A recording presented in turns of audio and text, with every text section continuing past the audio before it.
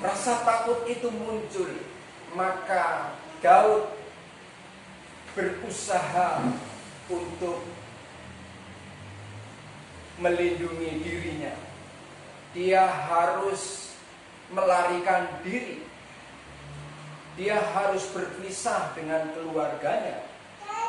Dia harus meninggalkan kampung halamannya.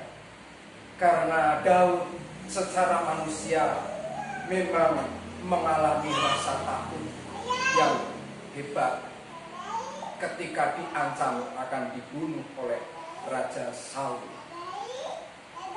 Apakah Saul itu melakukan pelanggaran atau kesalahan terhadap raja? Saya kira tidak tercatat bahwa Daud melakukan kesalahan. Justru telah melakukan suatu perlawanan yang hebat untuk membunuh Goliat dan mengalahkan para musuh-musuhnya. Artinya Daud telah berjasa bagi bangsa Israel, menumpas habis para musuh-musuh Israel saat itu.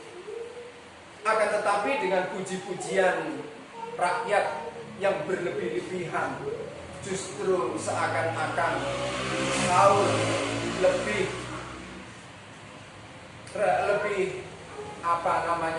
rendah, lebih sedikit jasa yang dilakukan ketimbang Daud saat itu.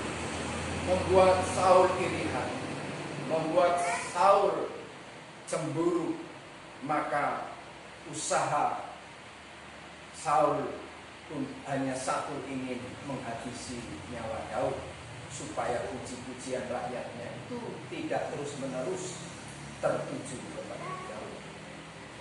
Secara manusia memang Daud mengalami ketakutan yang begitu rupa. Dia harus melarikan diri, dia harus sembunyi dari satu tempat ke tempat yang lain. Dia harus singgah di Nob. Itu tercatat di dalam kisahnya dalam 1 Samuel 21. Dia kehausan dan kelaparan sampai dia harus minta roti, makanan yang ada di situ. Karena Daud harus melarikan diri sejauh mungkin supaya tidak terlihat jejak kemana dia melarikan diri. Dan kemudian tidak berhenti di situ. Daud masih harus lari lagi ke Gad, di mana Gad itu adalah daerah Filistin yang adalah musuh besar daripada Israel. Ini adalah usaha Daud untuk mengatasi rasa takut, rasa gentar yang begitu hebat. Apalagi orang-orang Filistin saat itu melihat bahwa orang inilah yang mengalahkan Goliat. Sehingga dengan rasa takut yang begitu luar biasa, maka Daud harus berpura-pura gila. Harus berpura-pura gila. Pada saat Daud juga di Nob atau menemui para imam, dia juga harus menyampaikan berita atau menjawab, ya mungkin karena Daud itu punya hikmah. Dia harus mengatakan bahwa raja sedang memberi perintah khusus agar tidak semua orang tahu keberadaan Daud. Daud melarikan diri itu mungkin hanya beberapa orang saja dan tidak melibatkan pasukan perangnya. Dia tidak mau melibatkan itu karena Daud tidak ada niat sama sekali untuk mengcounter, untuk membalas apa yang akan dilakukan oleh Saul terhadap dirinya. Sehingga Saul hanya diikuti oleh pengawal-pengawal pribadinya. Disitulah dia harus lari dan bersembunyi dari satu tempat ke tempat yang lain untuk mengatasi rasa takut yang hebat saat itu karena ancaman akan dibunuh. Saudara-saudara sekalian, memang tadi saya katakan takut itu menjadi masalah besar, bahkan terbesar dalam kehidupan manusia. Dan orang yang paling bisa menetralisir daripada rasa takut adalah dirinya sendiri. Memang akhirnya Daud mempunyai musuh yang kelihatan dan musuh yang tidak kelihatan, yaitu rasa takut. Maka Daud sebagai orang yang percaya dan mempercayai Tuhan, kenapa saya harus berlindung kepada musuh? Kenapa saya harus lari minta perlindungan kepada musuh? Maka inilah Mazmur 34 ini muncul. Karena Daud mau melawan rasa ketakutan, selain daripada melihat musuh yang terus-menerus mengejar. Tetapi yang akan diselesaikan Daud dalam hidupnya adalah rasa takut yang terjadi dalam dirinya. Ini yang paling utama dan yang harus diselesaikan oleh Daud. Bagaimana, seperti apa? Daud basicnya adalah orang yang mempercayai Tuhan. Daud ini merupakan gambaran orang yang hidup mengandalkan Tuhan dan membangun imannya, membangun kembali kepercayaannya, perlindungan dan pertolongan Tuhan terhadap dirinya. Maka di sini dalam ayat yang kelima dikatakan, aku mencari Tuhan. Pada sore hari ini mungkin saudara dan saya juga dihantui rasa takut dengan adanya peristiwa COVID-19 yang sedang menghantui masyarakat dunia sekarang ini. Tetapi apakah kita mencari, berusaha untuk mengatasi rasa takut ke perlindungan kepada secara manusia, mengandalkan manusia, mengharapkan kepada orang lain? Itu tidak menjamin, itu tidak akan memberikan keuntungan bagi kita. Memang dengan adanya COVID-19 mengingatkan orang Kristen harus hidup sehat, harus hidup bersih, tidak jorok. Kemana-mana habis memegang apa-apa, tidak ada salahnya kalau kita cuci tangan dan pakai sabun. Saya memang setiap hari harus pergi menjemput atau mengambil uang.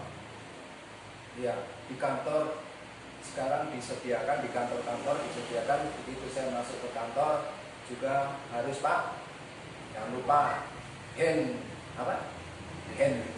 sanitizer. Itulah. Kemudian saya menghitung uang, selesai, saya, Pak, cuci tangan lagi ya, ya siap. Saya masuk ke bank, Pak, jangan lupa hand sanitizer sudah sedia, cuci dulu tangannya, masuk ke bank, siap. Sekarang malah ditambahi lagi, ditembak-tembak, dilihat suhunya. Dalam seperti itu ya, saya suka batin, apa itu nanti kalau 66 juga dikontrol seperti itu, batuk kita. Sekarang dikontrol suhunya, nanti dikontrol ya dengan seperti itu mungkin ya. Saya juga suka batin, oh ini nanti 66 juga batuk kita akan dikontrol seperti ada kodenya 66.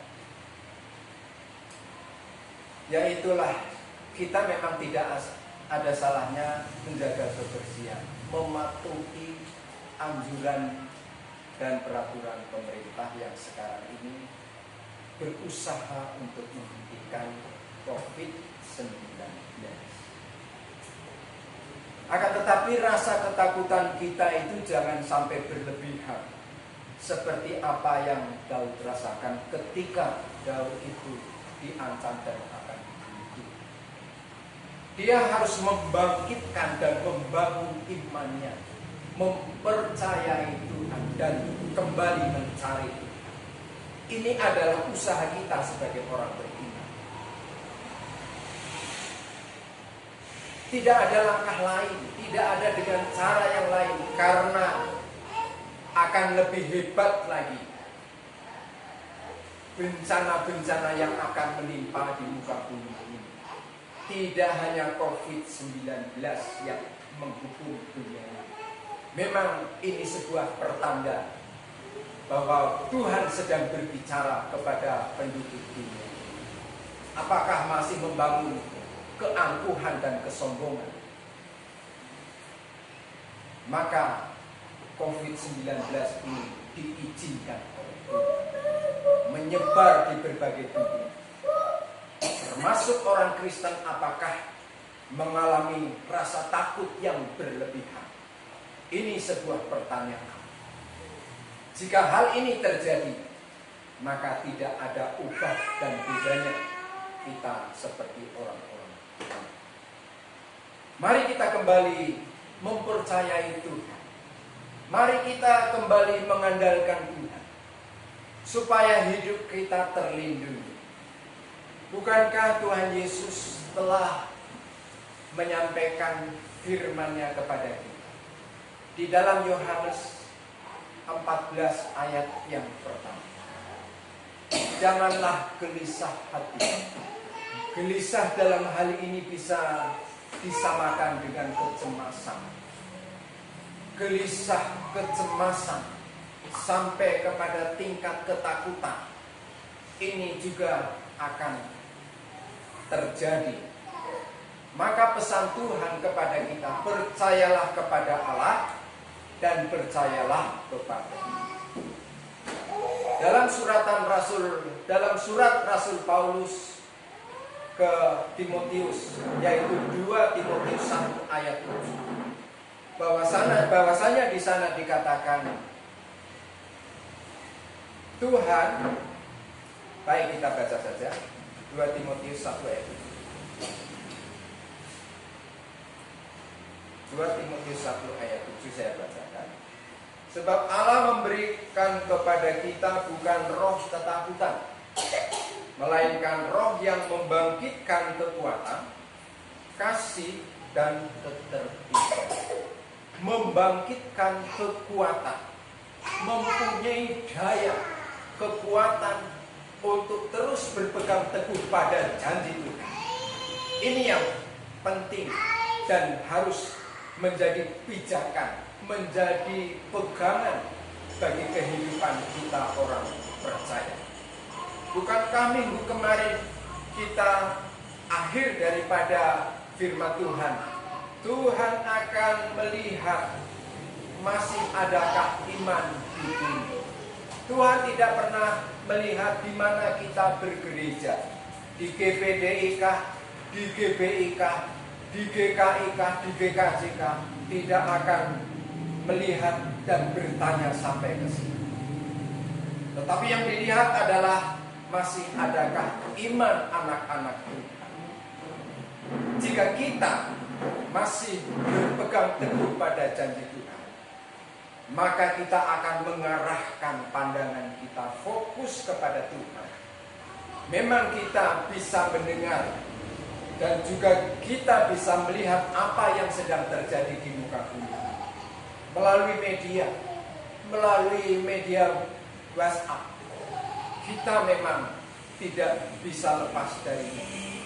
Tetapi bagi kita mempunyai pijakan, mempunyai pegangan yang tidak boleh lepas dari tangan kita, adalah kita mempercayai Tuhan dan kita senantiasa mengandalkan kepada Dia. Dan kemudian langkah selanjutnya mencari Tuhan yang Daud lakukan adalah membangun iman. Jadi tadi Daud harus mencari hadirat Tuhan. Kita harus berdoa kepada Tuhan. Kita harus mencari hadirat Tuhan. Dan hanya fokus memandang dan hanya mengandalkan Tuhan saja dalam hidup kita. Maka dua langkah ini kita terus akan memuji Tuhan. Kita akan mengalami perlindungan dan pertolongan Tuhan dalam segala hal. Jadi akhirnya kita tidak usah ikut cemas. Kita tidak usah ikut takut. Kalau saudara membaca dalam Yesaya 41 ayat 10, itu perlindungan dan pertolongan Tuhan bagi hidup. Puji Tuhan, damai sejahtera Tuhan ditinggalkan untuk kita supaya kita tentram. Yohanes 14 ayat yang ke 27. Saudara bisa membaca. Di sana dikatakan damai sejahtera Tuhan. Dia meninggalkan untuk kita supaya kita tidak gelisah, tidak cemas, tetapi mengalami ketentraman. Ya memang mau pada ketawinan, pada kemudian saya tetap mencari hadirat Tuhan, tetap fokus pandangan kita kepada Tuhan, dan selalu memuji. Apapun keadaan, diberkati, berkelimpahan atau sebaliknya, tetap kita memuji. Amin. Puji Tuhan, firman Tuhan sampai di sini kiranya dapat membangkitkan harapan kita, cinta kita kepada Tuhan. Karena Tuhan sedang melakukan rencananya yang agung di muka bumi. Sampai pada waktunya Tuhan kembali kali yang kedua, kita menjadi gereja yang dewasa, disambut dan diangkat oleh Tuhan di atas. Puji Tuhan, saya kembalikan kepada